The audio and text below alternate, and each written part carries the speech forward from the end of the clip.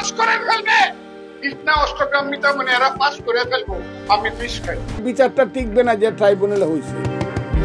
জামাতে ইসলামী যদি ক্ষমতায় আসে তাহলে বিষ খাবেন, আবার বলছেন জামাত ক্ষমতায় আসবেও না, তার বিষও খেতে হবে না। এমন সব নানান কথা বলে সবসময় সমালোচনায় থাকেন ফজলুর রহমান। তারই অংশ হিসেবে লাগাম ছাড়া কথা বলতে বলতে তিনি একটি টকশোতে ট্রাইব্যুনালের গঠন ও বিচার প্রক্রিয়া নিয়ে প্রশ্ন তোলেন এবং বিরূপ মন্তব্য করেন।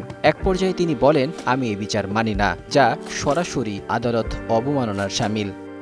নতুন এবং ফিরে আসা গ্রাহকদের জন্য নগদে চলছে ক্যাশব্যাক সহ প্রতিদিন হাজারো উপহার জেতার সুযোগ। হবে আশা আর ফেরা, সারপ্রাইজ সেরা। এবার সেই অপরাধেই ফজলুর রহমানকে ট্রাইব্যুনালে হাজির হতে তলব করা হয়েছে।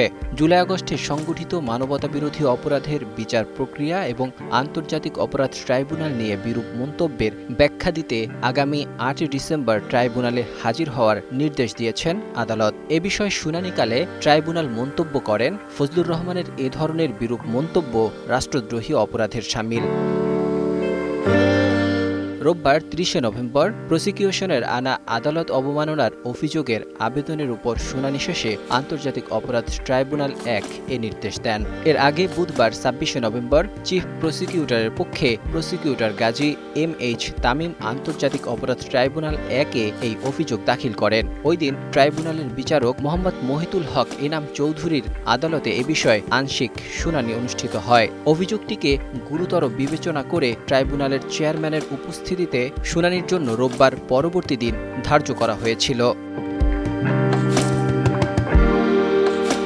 রোববার ফজলুর রহমানের বিরুদ্ধে আদালত অবমাননার শুনানির এক পর্যায়ে ট্রাইব্যুনাল প্রসিকিউশনের উদ্দেশ্যে বলেন, উনি অ্যাডভোকেট নাকি, ওকালতির সার্টিফিকেট আছে, কোর্ট কাছারিতে আসছেন কোনোদিন, এলে এমন কথা কোনোদিনও বলতেন না।